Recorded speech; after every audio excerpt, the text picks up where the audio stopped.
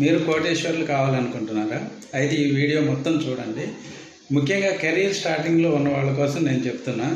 మీరు శాలరీ ద్వారా కానీ బిజినెస్ ద్వారా కానీ మీకు వచ్చేటువంటి ఆదాయంలో సగభాగాన్ని ఫస్ట్ ఇన్వెస్ట్ చేయండి.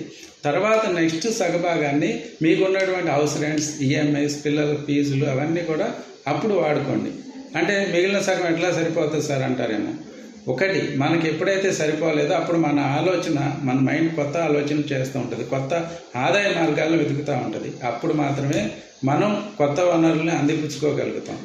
ఆ విధంగా చేస్తూ పోతే మనకు వచ్చినటువంటి ఆదాయాన్ని ఇన్వెస్ట్ చేయాలి. ఎక్కడ ఇన్వెస్ట్ చేయాలి?